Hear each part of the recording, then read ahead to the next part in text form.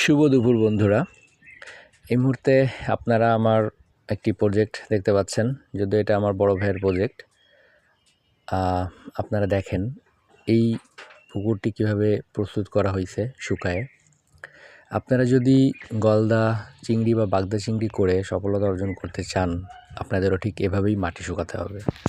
দেখেন মাটিগুলো সব ফেটে গেছে এবং এখান থেকে এই যে উপরের যে অংশটি, এটি এখন আমরা তুলে তুলে ফেলে দিব। তাহলে এখানে আর কোনো রোগ জীবাণু বা কোনো কিছু এগুলো ভাইরাস এগুলো থাকবে না। দেখেন কীভাবে মাটিগুলো উঠে যাচ্ছে। এর নিচে কিন্তু শক্ত মাটি। তো আমরা এগুলা এখন উঠায় ফেলবো।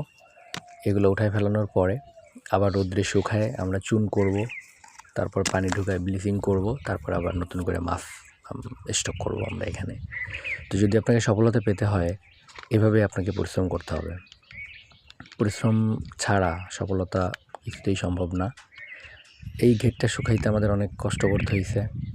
অনেক দিন ধরে পানি কমিয়ে তারপরে এই ঘেরটি শুকানো লাগছে এরকম করে। আর দেখেন এই মাঝখানে যেটা দেখতে পাচ্ছেন, এটা হচ্ছে আমাদের টয়লেট। যারা বাগদা চাষ আগে করেছেন তারা জানেন যে বাগদার জন্যে টয়লেট রাখা কত গুরুত্বপূর্ণ। সব জায়গায় যখন অ্যারেশন চালানো হয়, পানিটি ঘুরতে থাকে চারপাশে, তখন যে টয়লেটগুলো আছে মাছের, সেই মাছের টয়লেটগুলো এখানে এসে জমা হয়। তারপরে এখান থেকে আমরা টয়লেটগুলো ক্লিন করতে পারি সহজে। দেখেন এটা হচ্ছে আমাদের ঘেরের বর্তমান অবস্থা। তো আপনারা যদি এরকম পরিচ্ছন্নভাবে প্রজেক্ট করতে পারেন, আপনারা অবশ্যই সফলতা দেখতে পারবেন। এখান থেকে আমাদের এবছর 37 মণ বাগদা উঠছে। তো এবারও আমরা আবার বাগদা দিব, প্রথম ক্রপড। তারপরে আমরা এখানে গলদা নিয়ে আসবো। শেষের দিকে গলদা থাকবে আমাদের।